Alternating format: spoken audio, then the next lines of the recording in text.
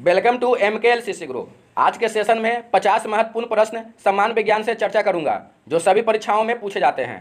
आज के वीडियो का PDF हमारे व्हाट्सएप नंबर जो डिस्क्रिप्शन में नीचे दिया हुआ है उससे ले सकते हैं। तो चलिए हम आज का सेशन स्टार्ट करते हैं। आज के सेशन का क्वेश्चन नंबर 1 है,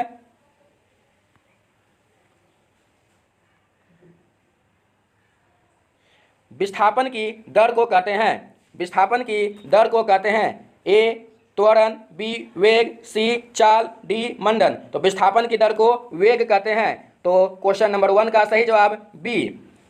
क्वेश्चन नंबर 2, यदि दो राशियों का परस्पर ग्राफ सरल रेखा हो तो दोनों राशियां होती है A अचर, B बराबर, C अनुक्रमानुपाती, D व्युत्क्रमानुपाती। तो यदि दो राशियों का परस्पर ग्राफ सरल रेखा हो तो दोनों राशियां होती है, क्या होती है? अनुक्रमानुपाती। तो इसलिए क्वेश्चन नंबर 2 का सही जवाब C। क्वेश्चन नंबर 3, त्वरण का एसआई मात्रक है।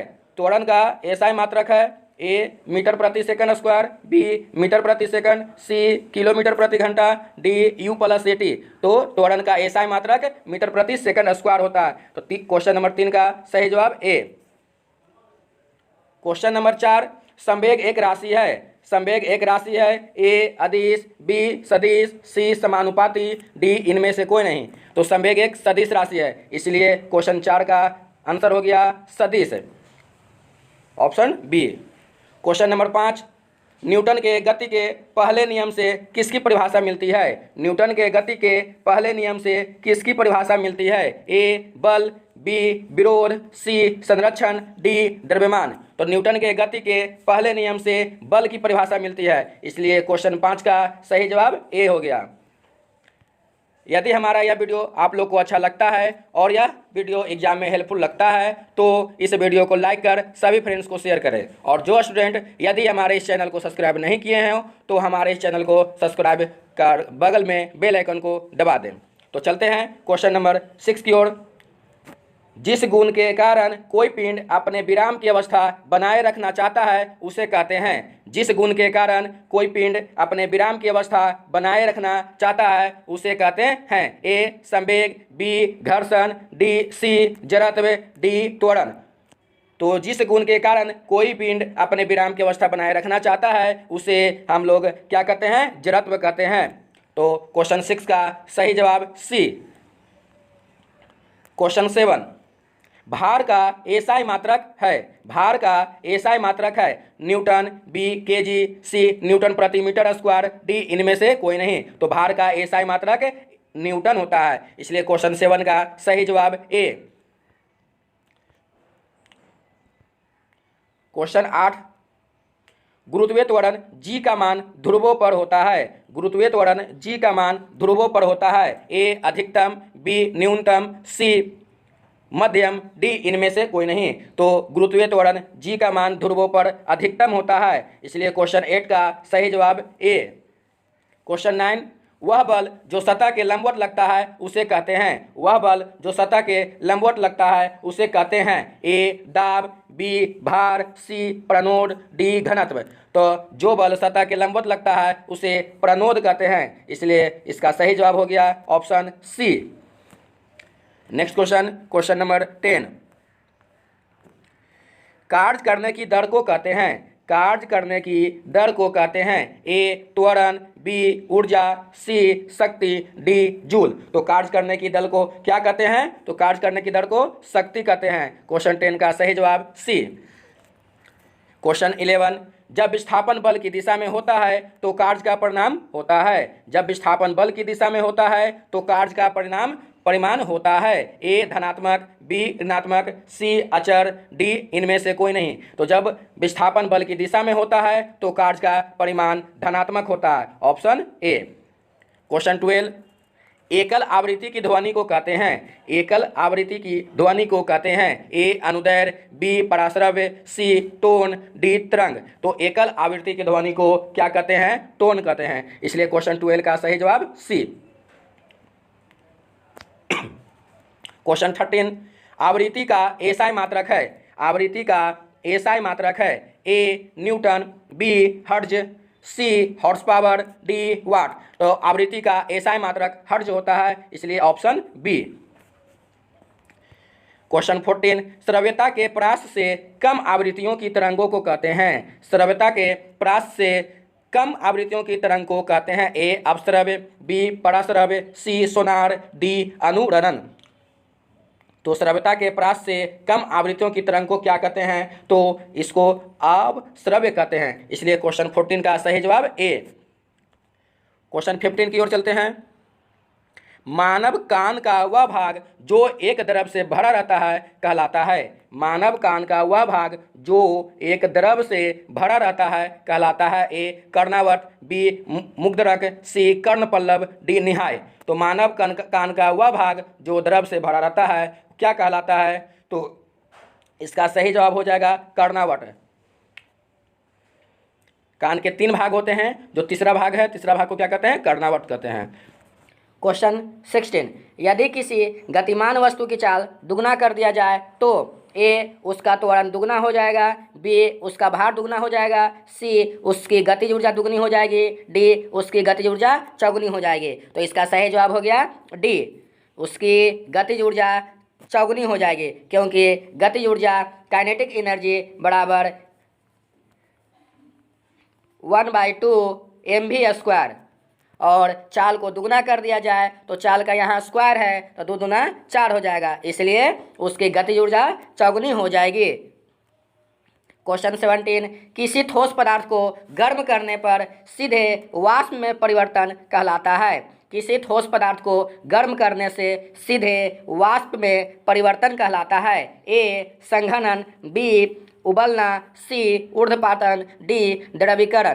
तो किसी ठोस पदार्थ को गर्म करने पर सीधे वाष्प में परिवर्तन ऊर्ध्वपातन कहलाता है, इसलिए क्वेश्चन नंबर 17 का सही जवाब सी ऊर्ध्वपातन। क्वेश्चन 18, एक गिलास में बर्फ रखने पर गिलास की बाहरी सतह पर जल की बूंदें जमा होने का कारण है ए बर्फ का पिघलकर जल में बनना, बी वायु में उपस्थित जल वाष्प का संघनन, सी हवा में उपस्थित हाइड्रोजन और ऑक्सीजन की अभिक्रिया के कारण, डी इनमें से सभी। तो एक गिलास में बर्फ रखने पर गिलास की बाहरी सतह पर जल की बूंदें जमा होने का कारण है वायु में उपस्थित जल वाष्प का संघनन, इसलिए क्वेश्चन 18 का सही जवाब बी। क्वेश्चन 19, निम्नलिखित में से कौन सा तत्व प्रकृति में मुक्त अवस्था में पाया जाता है। निम्नलिखित में कौन सा तत्व प्रकृति में मुक्त अवस्था में पाया जाता है ए हाइड्रोजन, बी क्लोरीन, सी लोहा, डी हीलियम। तो इनमें से हीलियम है जो प्रकृति में मुक्त अवस्था में पाया जाता है, क्योंकि हीलियम अक्रिय गैस है। क्वेश्चन 20, निम्नलिखित में से कौन भौतिक परिवर्तन का उदाहरण नहीं है। भौतिक परिवर्तन का उदाहरण नहीं है मोम का पिघलना, बी आयोडीन का ऊर्ध्वपातन, सी भोजन का पाचन, डी एल्कोहल का वाष्पीकरण। तो 20 का सही जवाब सी भोजन का पाचन, क्योंकि भोजन का पाचन रासायनिक परिवर्तन होता है, इसलिए 20 का सही जवाब सी। क्वेश्चन 21, ब्रोमीन कमरे के ताप पर होता है। ब्रोमीन कमरे के ताप पर होता है ए ठोस, बी द्रव, सी गैस, डी इनमें से कोई नहीं। तो ब्रोमीन कमरे के ताप पर द्रव अवस्था में होता है, इसलिए क्वेश्चन 20 का सही जवाब बी द्रव। क्वेश्चन 22,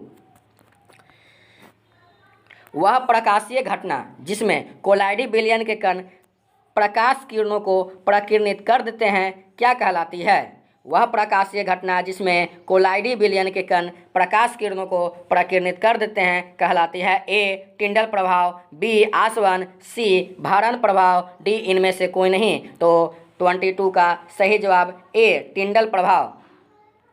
क्वेश्चन 23, मरकरी का प्रतीक चिन्ह है। मरकरी का प्रतीक चिन्ह है A S N tin, B magnesium Mg, C Hg पारा और डी Ag चांदी। तो मरकरी का प्रतीक चिन्ह क्या होता है हाइड्रागिरम, जो ऑप्शन सी Hg है। क्वेश्चन 24, अक्रिय गैसों के अणु होते हैं।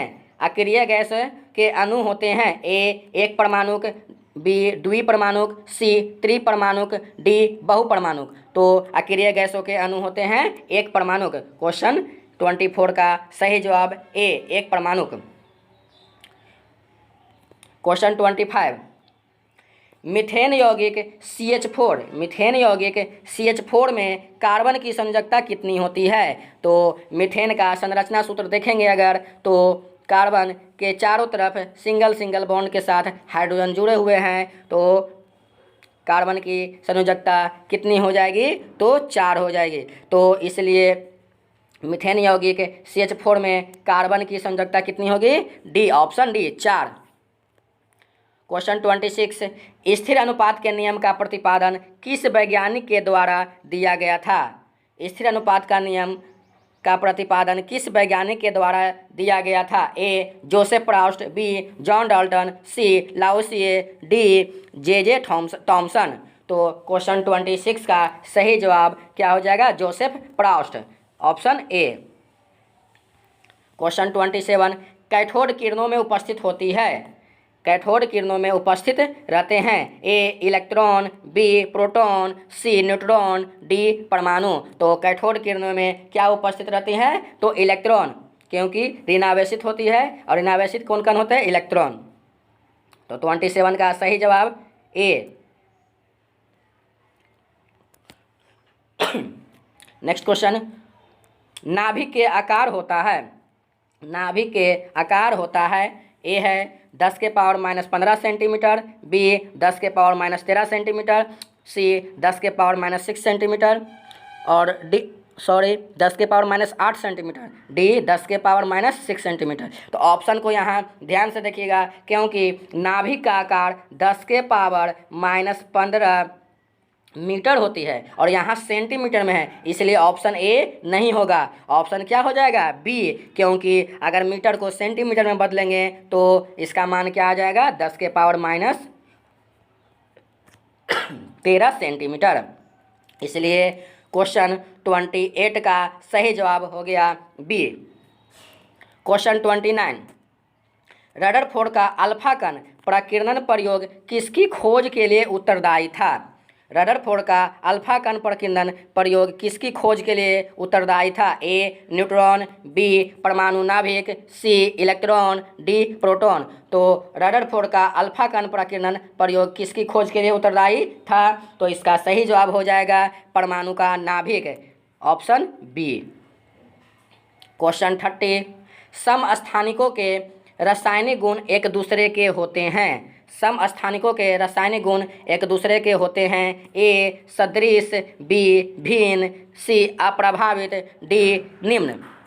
तो क्वेश्चन 30 का सही जवाब ए सदृश अर्थात समान। यदि हमारा यह वीडियो आप लोग को अच्छा लग रहा है और यदि यह वीडियो एग्जाम में हेल्पफुल साबित होता है तो इस वीडियो को लाइक कर सभी फ्रेंड्स को शेयर कर दें। और जो स्टूडेंट अभी तक यदि हमारे इस चैनल को सब्सक्राइब नहीं किए हों तो हमारे इस चैनल को सब्सक्राइब जरूर कर दें। तो नेक्स्ट क्वेश्चन 31 की ओर चलते हैं। इलेक्ट्रॉन पर कूलम्ब ऋण आवेश रहता है? इलेक्ट्रॉन पर कूलम्ब ऋण आवेश रहता है? ए 1.6 गुना 10 के पावर -8, बी 1.6 गुना 10 के पावर -19, सी 1.6 गुना 10 के पावर -2 और डी है 1.6 गुना 10 के पावर -22। तो इलेक्ट्रॉन पर कितना ऋण आवेश रहता है? 1.6 गुना 10 के पावर -19 कूलम्ब। तो यहाँ ऑप्शन क्या हो जाएगा? B, option number B. Next question की ओर चलते हैं। प्रोटॉन पर इकाई आवेश रहता है? प्रोटॉन पर इकाई आवेश रहता है, तो प्रोटॉन पर इकाई आवेश क्या रहता है? ए 0, बी ऋण, डी सी धन, डी अप्रभावित। तो प्रोटॉन पर इकाई धन आवेश रहता है, इसलिए तो 32 का सही जवाब ऑप्शन सी। क्वेश्चन 33, निम्नलिखित में से कौन परावैंगनिक किरणों को पृथ्वी तल पर आने से रोकता है? निम्नलिखित में से कौन परावैंगनिक किरणों को पृथ्वी तल पर आने से रोकता है? ए कुहासा, बी कार्बन डाइऑक्साइड, सी मीथेन, डी ओजोन। तो पृथ्वी तल पर आने से कौन रोकता है? तो सही जवाब हो जाएगा ओजोन। ओजोन परत ही पराबैंगनी किरणों को पृथ्वी तल पर आने से रोकता है, ऑप्शन डी। 34 मिट्टी प्रदूषण के लिए मुख्य कारण क्या है? मिट्टी प्रदूषण के लिए मुख्य कारण क्या है? ए प्लास्टिक, बी डिटर्जेंट, सी कांच का ढेर, डी लोहा का ढेर। तो इसका सही जवाब ऑप्शन ए प्लास्टिक। 35 पौधे के मूल द्वारा जल का अवशोषण किस क्रिया द्वारा होता है? पौधे के मूल द्वारा जल का अवशोषण किस क्रिया द्वारा होता है? ए विसरण, बी परासरण, सी संकुचन, डी एंडोसाइटोसिस। तो 35 का सही जवाब ऑप्शन बी परासरण। परासरण के द्वारा ही जल का अवशोषण होता है। 36 आनुवांशिक गुणों का संवहन किसके द्वारा होता है? आनुवांशिक गुणों का संवहन किसके द्वारा होता है? ए है केंद्रक झिल्ली, बी माइटोकॉन्ड्रिया, सी जीन, डी राइबोसोम। तो आनुवांशिक गुणों का संवहन जीन के द्वारा होता है, इसलिए ऑप्शन सी। 37 संवेदना का चालन शरीर के एक भाग से दूसरे भाग में होता है। संवेदना का चालन शरीर के एक भाग से दूसरे भाग में होता है। ए पेशी ऊतक से, बी तंत्रिका ऊतक से, सी संयोजी ऊतक से, डी एपिथेलियमी ऊतक से। तो 37 का सही जवाब क्या हो जाएगा? तंत्रिका ऊतक, ऑप्शन बी। 38 मांसपेशी को अस्थि से जोड़ने वाला श्वेत तंतुमय ऊतक कहलाता है। मांसपेशी को अस्थि से जोड़ने वाला श्वेत तंतुमय ऊतक कहलाता है। ए कुंडरीन, बी स्थूलकोण, सी टेंडन, डी लसिका। तो 38 का सही जवाब ऑप्शन सी टेंडन कहलाता है। 39 मछलियों के हृदय में वेश्म अर्थात कक्ष होते हैं। मछलियों के हृदय में कितने वेश्म होते हैं? तो मछलियों के हृदय में 2 वेश्म होते हैं, ऑप्शन ए।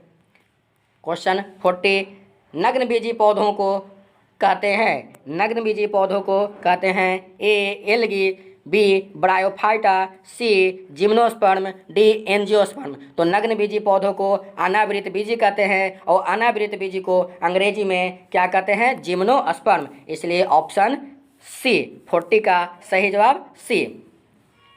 41 क्षय रोग अर्थात टीबी से सुरक्षा के लिए शिशुओं को कौन सा टीका लगवाना चाहिए? क्षय रोग से सुरक्षा के लिए शिशुओं को कौन सा टीका लगवाना चाहिए? ए कैबोडो, बी बीसीजी, सी एचआईवी, डी ओपीवी। तो क्षय रोग से सुरक्षा के लिए शिशुओं को बीसीजी का टीका लगवाना चाहिए, ऑप्शन बी। अभी तक मेरे इस वीडियो को लाइक नहीं किए हैं तो जल्द से जल्द लाइक कर दें। क्वेश्चन 42 मलेरिया रोग का कारक है। ए प्रोटोजोआ, बी विषाणु, सी प्लाज्मोडियम, डी बीजाणु। तो यहाँ ऑप्शन ए और सी पर ध्यान दीजिएगा। यहाँ ऑप्शन ए भी और सी भी है, मगर इस क्वेश्चन का सही जवाब सी होगा, क्योंकि मलेरिया रोग का कारक प्रोटोजोआ वर्ग के प्लाज्मोडियम से होता है। अगर ये दोनों में से कोई एक रहे तो जो रहे उसी को करेंगे, मगर यहाँ दोनों ऑप्शन है, इसलिए इस क्वेश्चन का सही जवाब प्लाज्मोडियम हो जाएगा, ऑप्शन सी। क्वेश्चन 43 पीड़कों को नष्ट करने के लिए वाष्पशील रसायनों के उपयोग कहते हैं। पीड़कों को नष्ट करने के लिए वाष्पशील रसायनों के उपयोग को कहते हैं। ए शीत भंडारण, बी शुष्क भंडारण, सी छिड़काव, डी धूमन। तो इस क्वेश्चन का सही जवाब डी धूमन। क्वेश्चन 44 पादप संकरण द्वारा विकसित समुन्नत किस्म को कहते हैं। पादप संकरण द्वारा विकसित समुन्नत किस्म को कहते हैं। ए ह्यूमस, बी चयन, सी संकर, डी भृंग। तो इस क्वेश्चन का सही जवाब सी संकर, जिसको हाइब्रिड भी कहते हैं। क्वेश्चन 45 पॉम्फ्रेट है। ए समुद्री मछली, बी मृदु जलीय मछली, डी अंतःस्थलीय मछली, डी झींगा मछली। तो पॉम्फ्रेट एक समुद्री मछली है। तो 45 का सही जवाब ए। 46 की ओर चलते हैं। निम्नलिखित में से कौन एक भैंस की उच्च उत्पादन क्षमता वाली संकर नस्ल है? निम्नलिखित में से कौन एक भैंस की उच्च उत्पादन क्षमता वाले संकर नस्ल है? एक ए साहिवाल, बी फ्रिसियन, सी मुर्रा, डी करन स्विस। तो क्वेश्चन 46 का सही जवाब क्या हो जाएगा? मुर्रा, ऑप्शन सी। भैंस की उच्च उत्पादन क्षमता वाली संकर नस्ल कौन है? मुर्रा। क्वेश्चन 47, नेपियर एक प्रकार का है।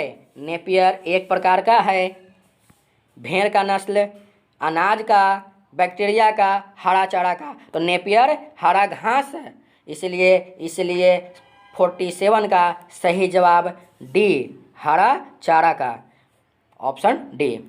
48, क्रोमोसोम के 2 क्रोमेटिड एक स्थान पर किसके द्वारा एक दूसरे से संयोजित रहते हैं? क्रोमोसोम के दोनों क्रोमेटिड एक स्थान पर किसके द्वारा एक दूसरे से संयोजित रहते हैं? ए है centromere, B histone, C telomere, D pellicle. तो क्वेश्चन 48 का सही जवाब A, option A centromere. Question 49, question 49 है मायोपिया से क्या तात्पर्य है? मायोपिया से क्या तात्पर्य है? ए दूरदृष्टि दोष, बी निकट दृष्टि दोष, सी वर्णतता, डी रतौंधी। तो मायोपिया निकट दृष्टि दोष को कहते हैं। निकट दृष्टि दोष को अंग्रेजी में मायोपिया के नाम से जानते हैं, इसलिए क्वेश्चन 49 का सही जवाब ऑप्शन बी, निकट दृष्टि दोष। और आज का लास्ट क्वेश्चन, हाइपरमेट्रोपिया का अर्थ है। हाइपरमेट्रोपिया का अर्थ है ए निकट दृष्टि दोष, बी दूर दृष्टि दोष, सी जरा दृष्टि दोष और डी पेशावायोपिया, तो प्रेसवायोपिया। तो क्वेश्चन 50 और आज का लास्ट क्वेश्चन का सही जवाब क्या हो जाएगा? ऑप्शन बी, दूर दृष्टि दोष, क्योंकि मायोपिया को हम लोग निकट दृष्टि दोष को नाम से जानते हैं और हाइपरमेट्रोपिया को दूर दृष्टि दोष के नाम से जानते हैं, इसलिए क्वेश्चन 50 का सही जवाब दूर दृष्टि दोष। तो आज का सेशन आप लोग को कैसा लगा कमेंट में ज़रूर बताएं, और अभी तक मेरे इस चैनल को सब्सक्राइब नहीं किए हैं तो सब्सक्राइब कर बेल आइकन को ज़रूर दबा दें, क्योंकि आने वाली वीडियो की नोटिफिकेशन आप तक पहुंच सके। तो आज के सेशन के लिए धन्यवाद।